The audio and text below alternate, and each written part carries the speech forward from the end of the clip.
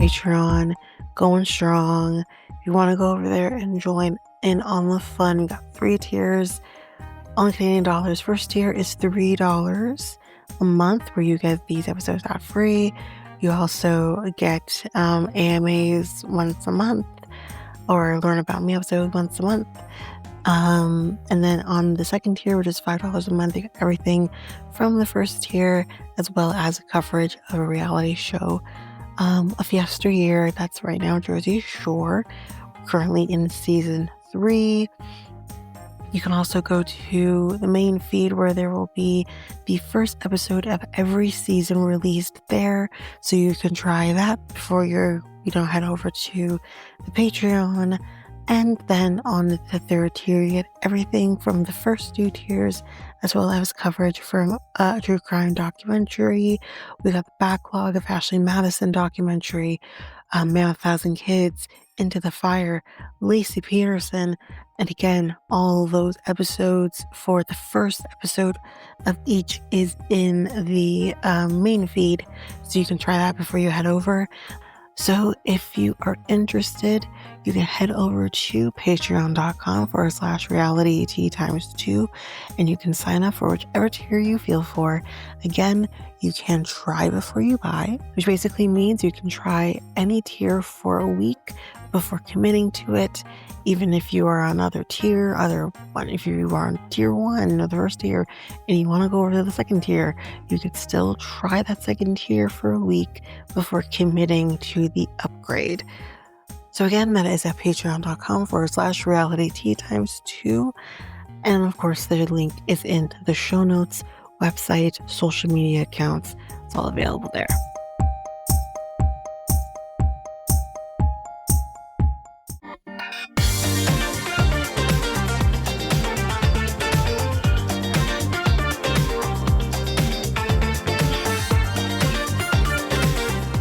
Welcome to Reality Tea Times 2, the podcast where we discuss all the trash reality TV we love to hate.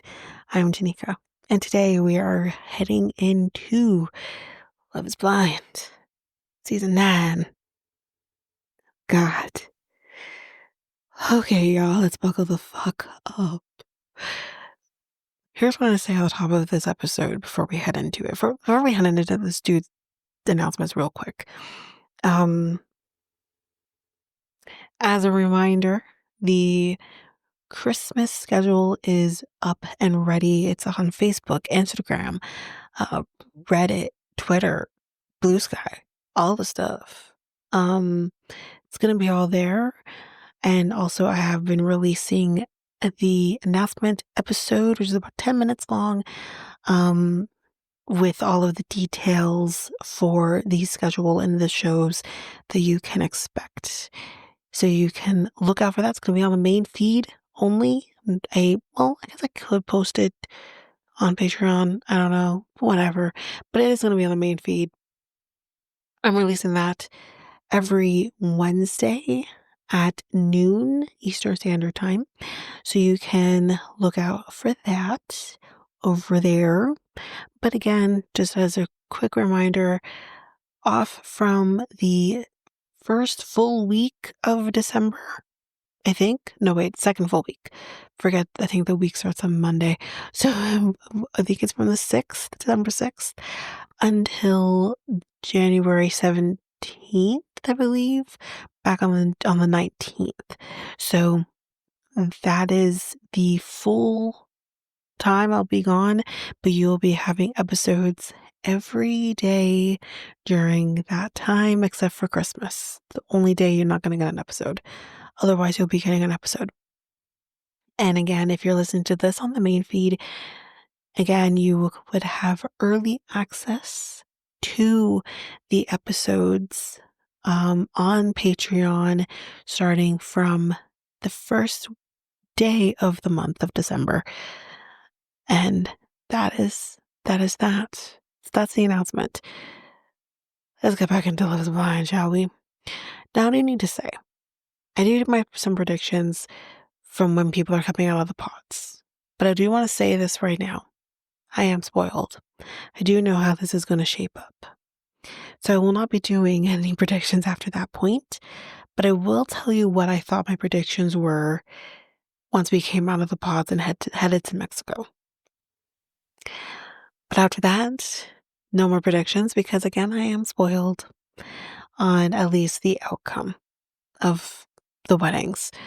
So that is basically that there. But I do want to say this. I said this from when we found out we were heading to Denver. Anyone who watched Married at First Sight, you probably understand what I'm saying. But I said, this is going to be horrendous. This is a bad idea. I said it. Told you so. Chris Colin should have been like, you know what? That was bad. I think we need to like scrap it. Unless he has like a motive by saying, y'all ain't right in Denver. Maybe that's what he's trying to say. I don't know. But that's besides the point, y'all. Let's just get into this shit show with episode 1. Nick and Vanessa are here. Blah, blah, blah. The pods are open. Let's just do this thing, shall we?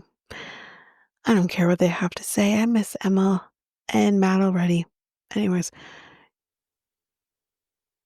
apparently you can't follow porn stars. Why did I say that? I don't remember. But let's get into it. We meet Casey. She's like, I have not been cheated on. Well, aren't you lucky? Aren't you lucky that you've never been cheated on? Most of us can't say that. But anyways, she talks to this guy named Patrick. Nope, not that guy. And she's a mua. A mua. Ben's up there, man, with his runaway train and his muas. Poor Ben. Anyway, makeup artist for those people who don't watch 90 Day Fiancé. She does it mainly for weddings. Patrick played basketball. She has 5 siblings, and she says that she has a sister who sings Korean music. It's pretty cool. She also grew up Mormon. Okay. She says she wants to travel, and he says that he's a construction manager doing scheduling. So he works remotely. So let's go travel, basically, is what he's trying to say. So yeah, here's the thing too I want to add with the fact that we find out that her sister sings Korean. He is Asian, so he definitely his ears perked up when he heard that. More on that later. We follow Patrick at this point, and he says that my insecurity is being an Asian American in a predominantly Caucasian world. He talks to this girl named Anna, who is also Asian. They have both dated mainly white people. Again, when you're in a predominantly Caucasian world, that's hard to do. Both of them came from different countries, but here's the thing. I think Anna's a little bit more open with her being Asian, whereas Patrick is a little bit more closed off. He doesn't really want to talk about the fact that he's Asian. Um, so kind of they are like, oh, you're from different countries, but they haven't quite connected it yet at this point. They're both from Asian countries. They do both speak different languages. They both didn't have a middle name, so I think that's something that is maybe common within Asian culture. I really don't know that you wouldn't necessarily have a middle name. But he said that he gave himself one. Go on with your bad self. So that's basically that date. We move on from that and we find out now follow Anna and we see her talking to this guy named Blake. He's not religious, which she loves because she's not religious. And she's like, you're not homophobic or racist, right? No, we good. She says that she likes his voice. We then follow Blake and we see him with Megan W. think it's the only Megan we really see, because I'm pretty sure the Megan we see throughout is Megan W. But anyways, they both focused on their careers in their 20s. So, that's basically that. Megan is a rich girl. She's a rich girl. You can get by on the old man's money. You can rely on the old man's money. She's a rich girl. Oh, Hall and Oates. Anyway, her nickname is Sparkle Megan. For what? Why? Because she has a little sparkle. Something like a little sparkle. Sometimes, Should start calling myself Sparkle Tanika. That's weird. Anyways, she's building her own business. She's talking to this guy named Mike. This fucking guy named Mike. We're going to talk about Mike a little later. Not yet. But we're going to talk about Mike.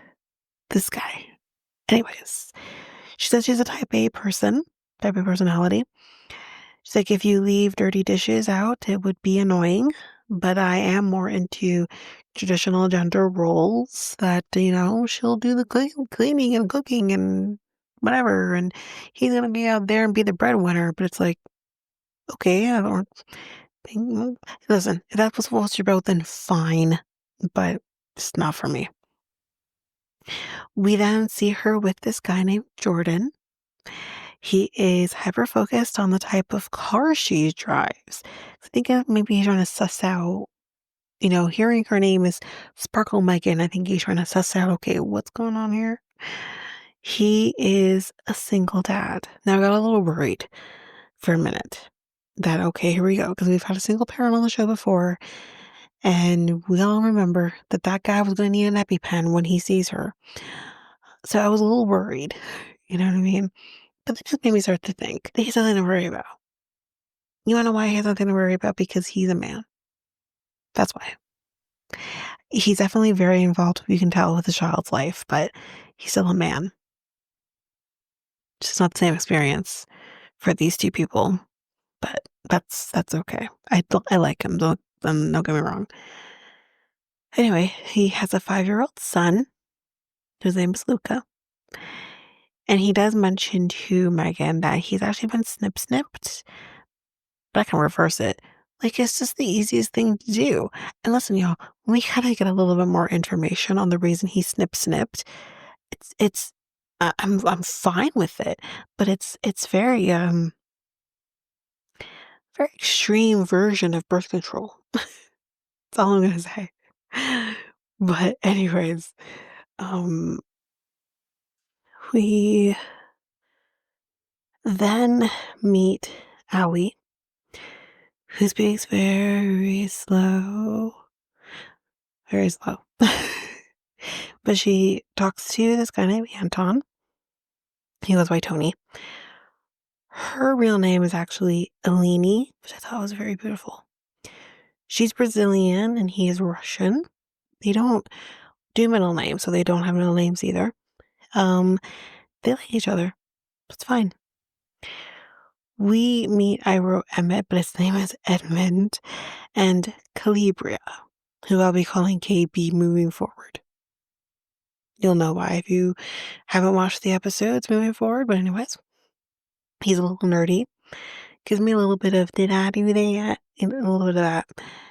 He says he wants a non-traditional relationship. She believes in 50-50, so that works. They both played sports. He did football. He was a quarterback, and she did basketball.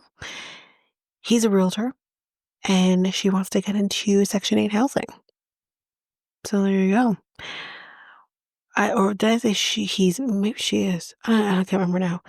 But buying homes and putting people in them is kind of what she wants to do. He was in the foster care system, so he really feels this. He got his master's, and he says that he wants to be a substitute teacher because a teacher is what saved him. So it was his 5th grade teacher, to be exact. So that's basically that. We then meet Joe. And we see him talking to this girl named Madison. Madison. He hasn't been dating much lately. And Madison mentioned earlier while we were talking to the Lachey's that she has this I don't know if it's disease or syndrome or what you would call it, but she has this thing called blinding eye disease. And she could go blind at absolutely any time. Just a snap of a finger. So I think for her, she's kind of wanting to have someone in her life who can handle the realities of that happening. So after the date, her go-to song for karaoke, y'all, is Fergalicious. I don't know why that song does not come to my mind. I hear it, it's in my brain, but this Fergalicious definition made the boys go loco. Yeah, there we go. I knew I'd get there. Anyway, his is more country or maybe even clean. Can anybody find him somebody to love? Who knows? Anyways, and for me, if I'm gonna pick a Queen song, I really do like that song too. But I'm gonna pick a Queen song to something about Bohemian Rhapsody, and I don't think that's crazy. I think we can all agree. But yeah, Galileo Figaro. Easy come, easy go. Will you let me go? Oh, it's just so good. Anyway, so good. Anyway, so their second date would be to, if they were to decide to do a second date, they'd go to 7-Eleven, no big deal. We struggle about like, what do we do past 7-Eleven? Well, I'm sorry. If you're taking me to 7-Eleven, there is no going past 7-Eleven. You know what I mean? But they decide, maybe we'll go to a speakeasy and then go home for sexy snuggles. She says that he's a hoot. So back to Anton and Allie.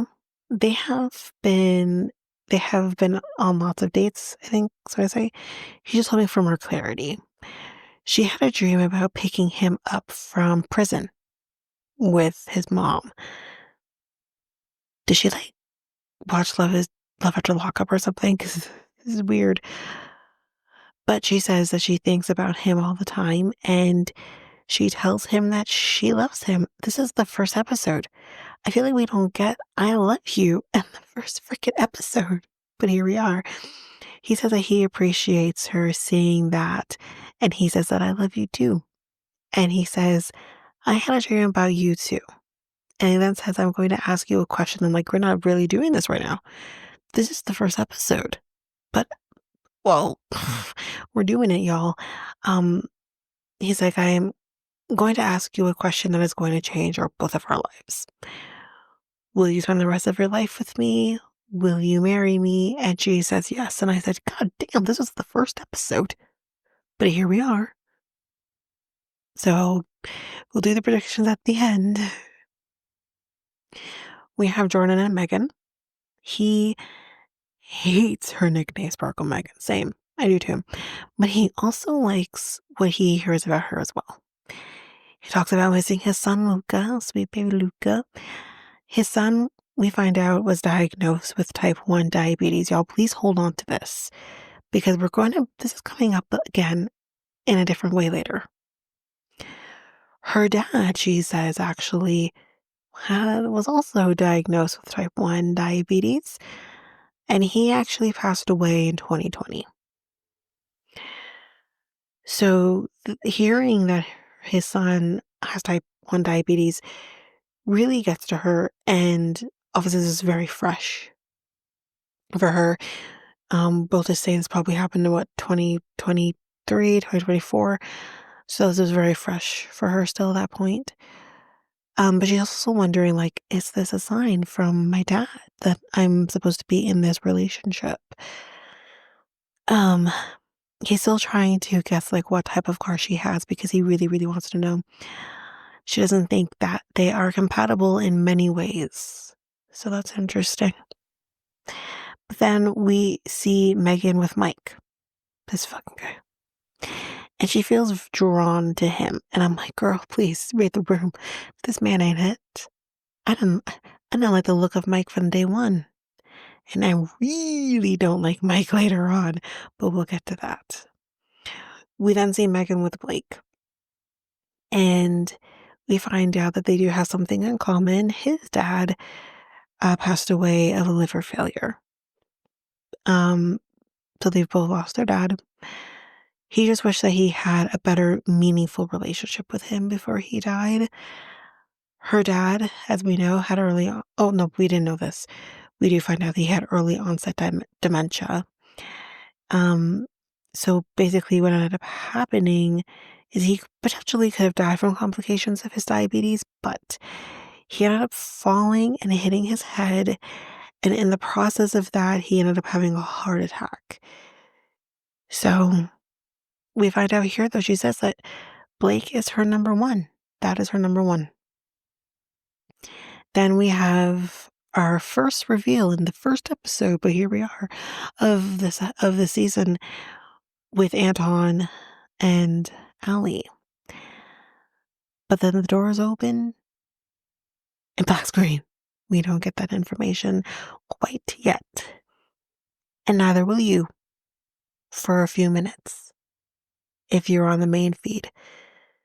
For Patreon, you're going to get it in about 10 seconds because we are going to do episode 2 in this episode. So we're going to take a quick break here, and when we come back, we will jump in with episode 2. Hi everyone. So I have a new product for you to go take a look at. This is with Pink Salt Wall. So they're a source of pure Himalayan salt. I think we all kind of, have our salt lamps and everything, which I do have. But with them, they offer high quality Himalayan pink salt products that can enhance your environment and help with respiratory and skin issues. Their collection includes Himalayan salt bricks, tiles, building blocks, licking salt blocks for your animals. That sounds interesting. Salt lamps and cooking plates and much more. All their products are shipped directly from their factory in Pakistan and are available locally through their warehouse in Maryland, United States.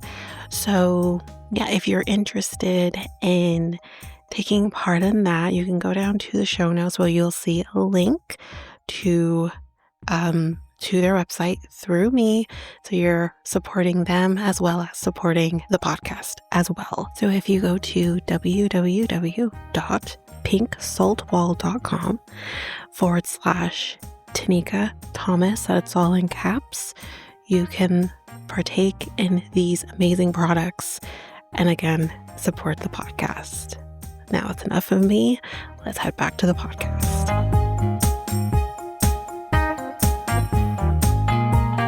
And I'm back with episode 2.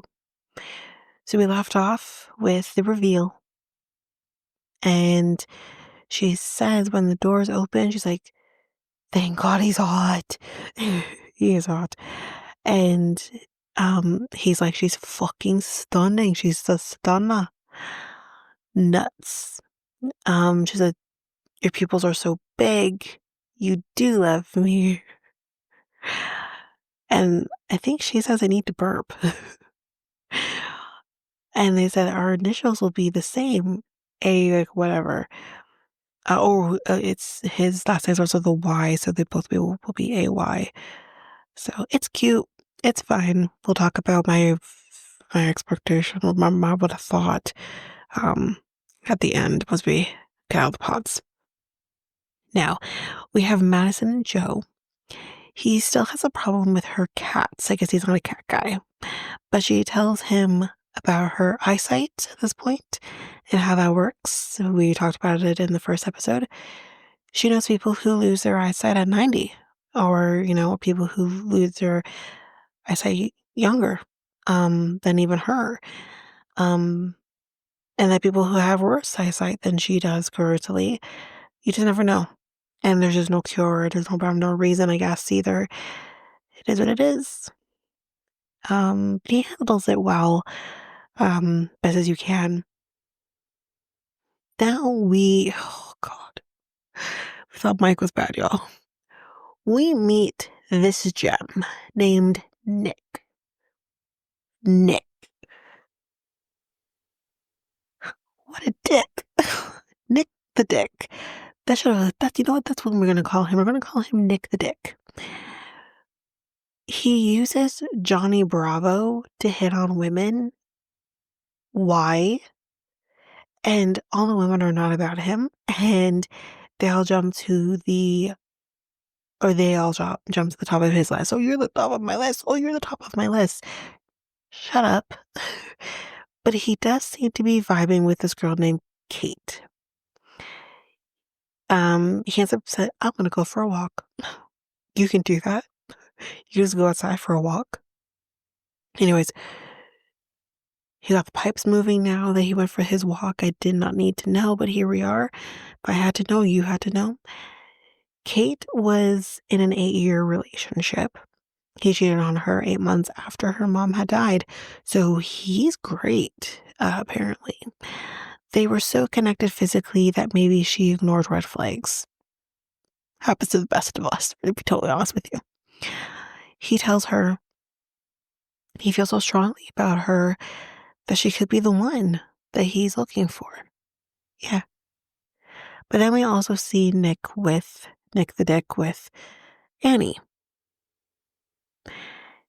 His wild card, he refers to her as. He tells her, I will be your rock, but I also need someone to be my rock too, which, fine. I totally understand that.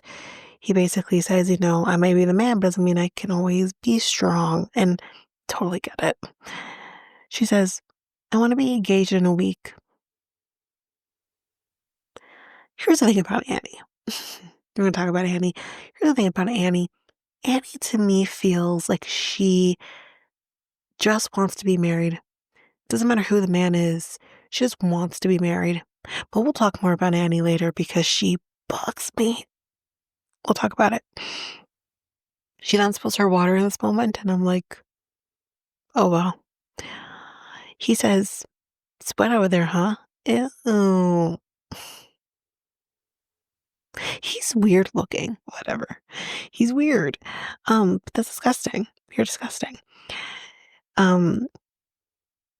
He's like, I have that effect on women. No, you don't. No, you don't. But okay. Something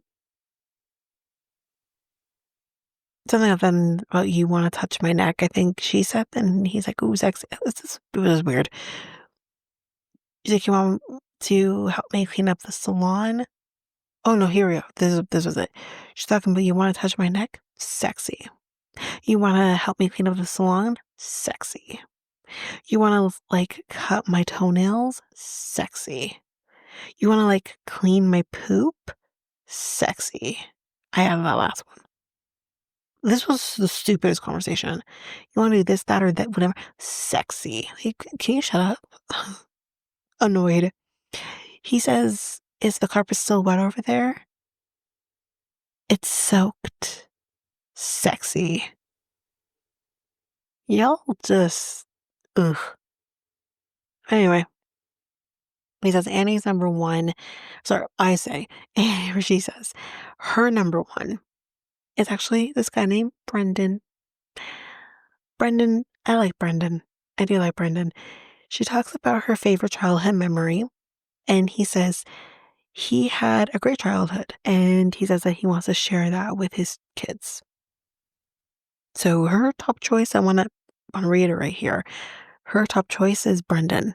His top choice is Annie. So on to that for later. So, in the men's quarters, Edmund is just on the floor. On the floor. And starts kissing the floor. Boy, if you don't get the hell off that floor for you to start kissing your mama taught you better than this. And spoiler alert, we meet your mama. We know you were taught better than this. That's nasty. Anyway, we then have Edmund and KB Calibra, because you knew that memory. She says, I am trying to figure out how to love him.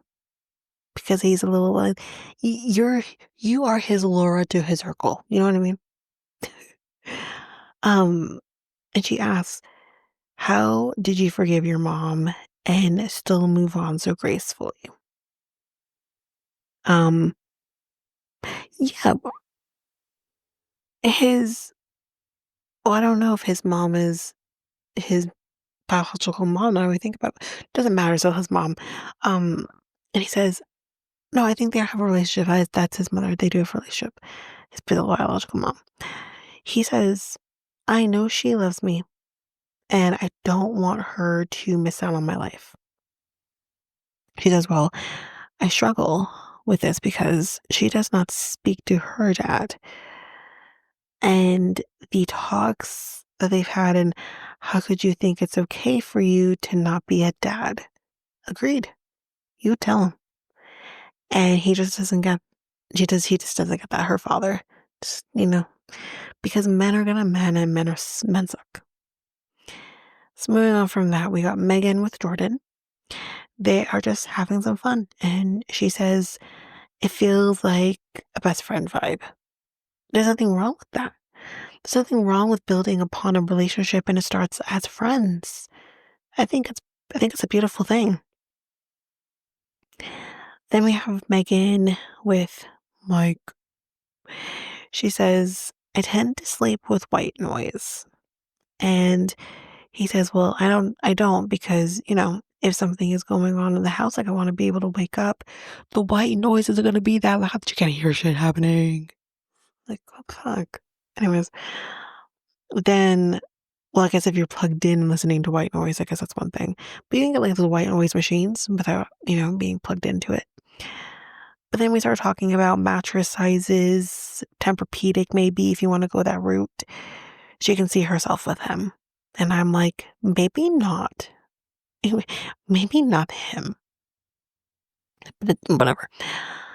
Then we have Megan with Blake. We're going through her three. With him, her connection is stronger. She talks about her friend's wedding venue being $400,000 alone. That's not typical. Your friend is expensive. Then we do this. Oh, we do the cootie catcher. It's like pick a number, any number. 1, 2, 3, 4. Pick a color, any color. RED.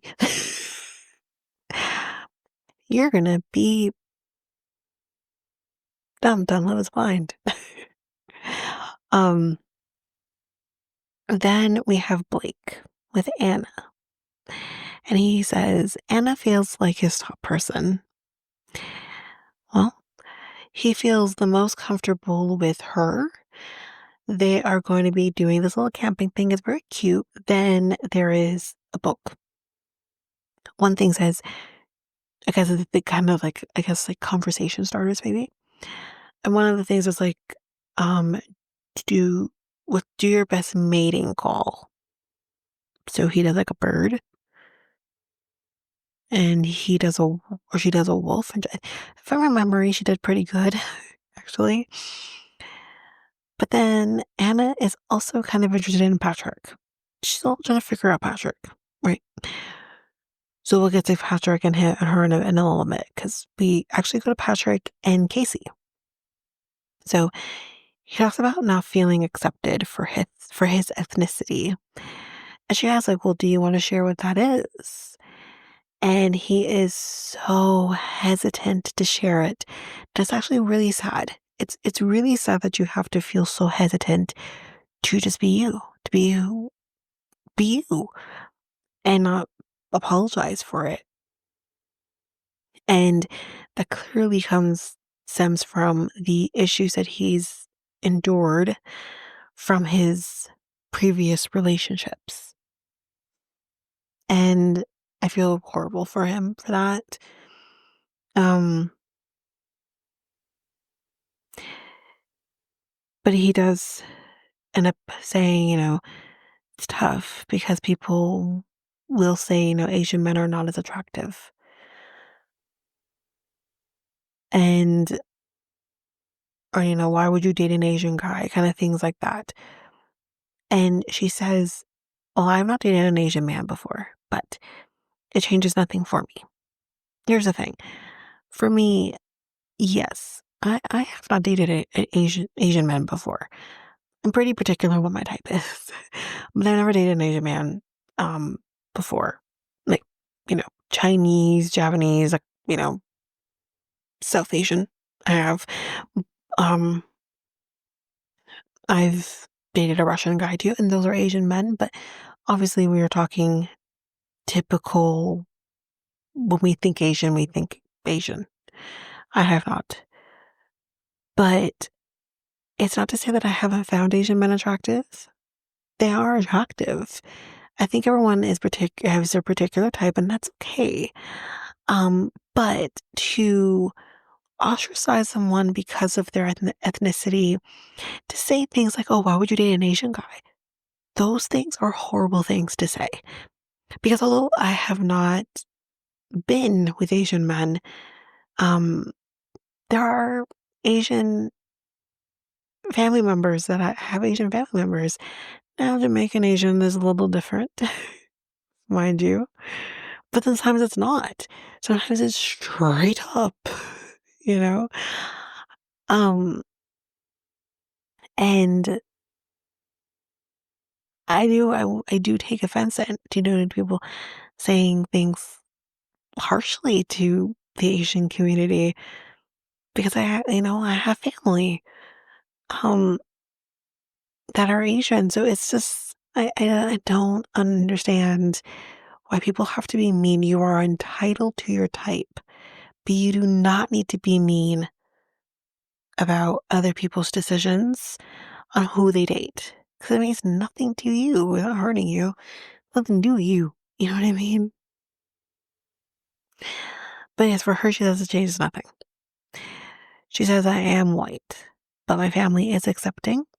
She says she has a brother who's actually dated all Asian women. That's all he's interested in. Another one is dating a half black, well, we'll say biracial, but half black girl. And another one is with a Mexican woman. So they're very all over the map. Some guy only wanted to date her based on her looks. Um, and she mentions that she met him on TikTok. That's a weird place to meet somebody who's on TikTok, but hey, it happens. So we move on from Patrick and Casey and move on to Anna and Patrick. And they're talking, um, either they're talking to each other. They start mimicking each other's voices, which, whatever, it's cute. She talks about not being able to talk to her mom as an immigrant family, can be quite insane, she says, and he gets it. She does start getting emotional about just making sure that her parents are okay. And he tells her, I might be your person. And listen, y'all, I'm like, I want this for them. I want this to work for them. He's like, I think we are compatible. And she says, how am I catching feelings for a lava lamp wall? That was fucking iconic. Best line I've ever heard. Lava lamp wall. It's true. She starts guessing, so where are you from? Are you Chinese? He says, partly. Cambodian? And he says, yes, he is Cambodian, half Chinese, half Cambodian. And she said, that's hot. She's Chinese. And he says, that's so hot. And he says, we might be opposites. And she says, are we though? Because they're not. The thing is that they have dated their opposite by dating mainly white people. But them coming together, I mean, they are not opposites. They're very similar, but in a good way. They, I really like them together. And she said, I think our usual type is the opposite, and that's what I just said. So more on that later. We got Joe and Madison. We do see some flashbacks of them, saying they love each other because clearly they're fine. he gets down on one knee here and asks her, will you marry me? And she says yes. So we have another couple. We'll talk about that reveal in the next episode. Then we see Patrick go to the pod and we see him calling out Anna's name. And y'all, she is not there. She is not there in the pod at that moment. And in this moment of watching this, obviously I know what happens, but in this moment of watching this, you're kind of thinking, oh my God, I hope she's just late. You hope she's just late to the party and that is it. But we will talk about that in episode 3, which is going to be in my second episode of the Love is Blind. But that is it for me, guys. That is it for this episode. We will be back with another episode for Love is Blind very, very soon. But until then, guys, we will see you then. Like I said, that is it for this episode. So if you like what you heard, please rate, review the podcast on either Apple Podcasts or Spotify. Also, don't forget that you can also share us with everyone in your life if you really love this. And I do want to read those reviews.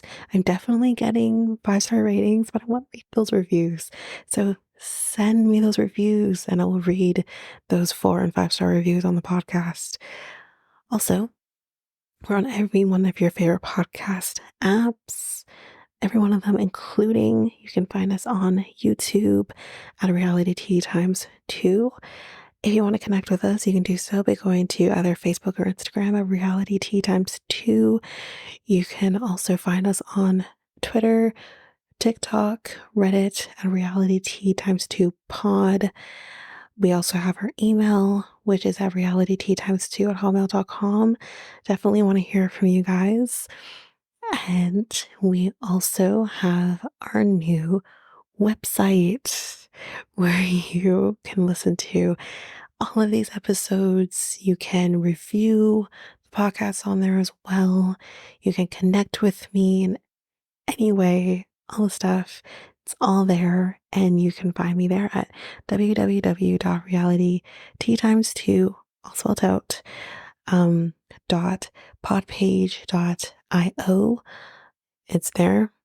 And don't forget, I also have my other podcast with my friend Mikkel, Next Take Podcast, where we talk about all kinds of different topics. But you can find us on any of your favorite podcast apps over there as well. Or you can also go to YouTube and you go to Next Take Podcast, as well as our website, which is solo.to/Next Take Podcast.